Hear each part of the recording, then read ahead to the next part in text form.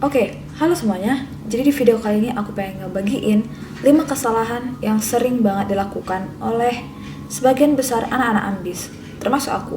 Nah, jadi aku juga bakalan ngejelasin gimana sih caranya untuk memperbaiki kesalahan itu. Oke, kesalahan yang pertama adalah kebanyakan ngapal materi, tapi sebenarnya nggak ngerti kaitan dari materi yang satu dengan materi yang lainnya. Jujur aja, aku pribadi pernah ngalamin itu.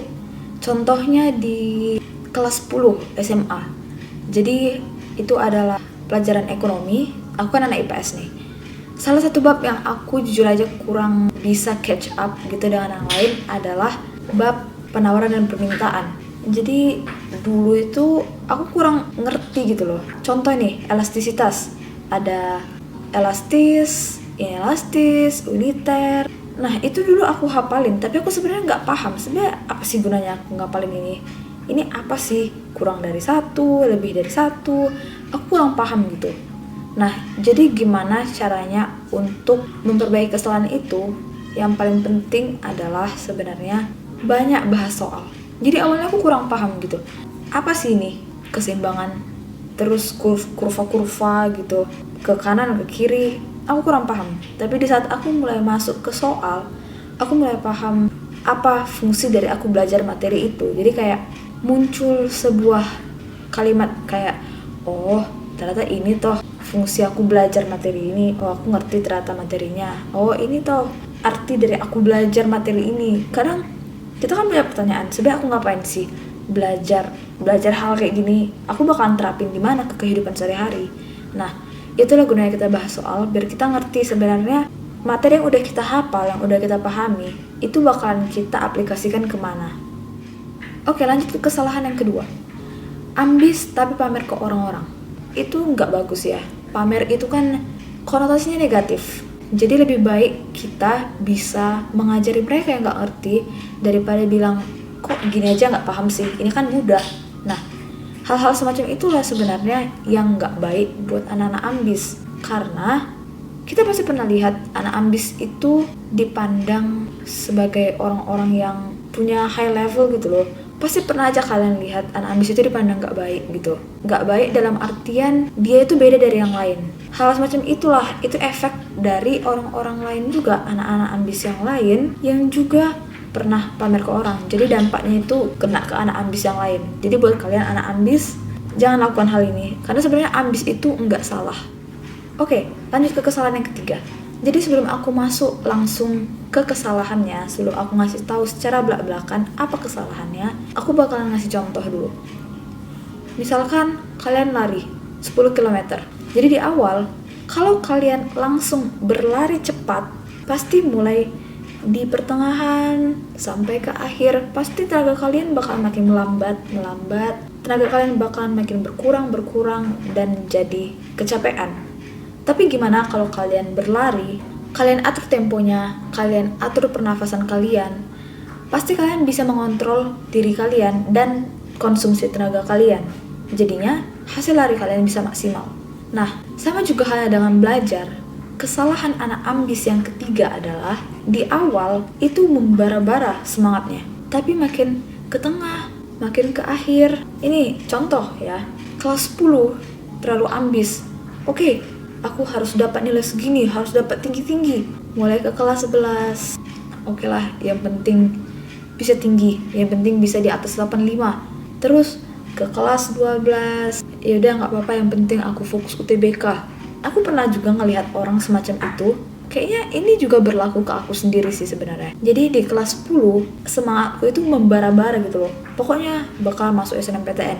Tapi sekarang aku sebagai anak kelas 12, emang puji Tuhan aku menyadarinya. Jadi nggak habis semangat itu, aku masih punya semangat. Jadi aku nggak pengen kalian juga ngerasain hal yang sama. Jadi buat kalian yang mungkin baru naik kelas 10 nih, aku sarankan kalian jangan terlalu berlebihan gitu loh, agar bisa berjuang sampai akhir. Jadi buat kalian ada di kelas, jangan langsung berlari kencang, tapi atur temponya, buat strategi. Oke, kesalahan yang keempat. Jadi aku pengen nanya dulu ke kalian, sebenarnya tujuan kalian sekolah itu apa sih? Apakah untuk dapat nilai tinggi, cari teman, dapat circle yang baik, bisa masuk PTN favorit, Atau kalian emang pengen ilmunya? Aku kasih 5 detik, kalian coba tanya diri kalian sendiri, tujuan kalian ke sekolah itu apa sih sebenarnya?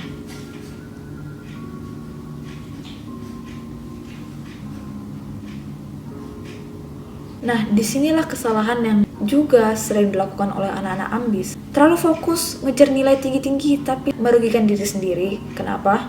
Karena kalau kita hanya fokus ke nilai doang, nilai itu hanya sekedar angka yang dimasukkan guru sesuai dengan hasil ujian kalian. Jadi coba kita refleksikan ke diri sendiri dulu.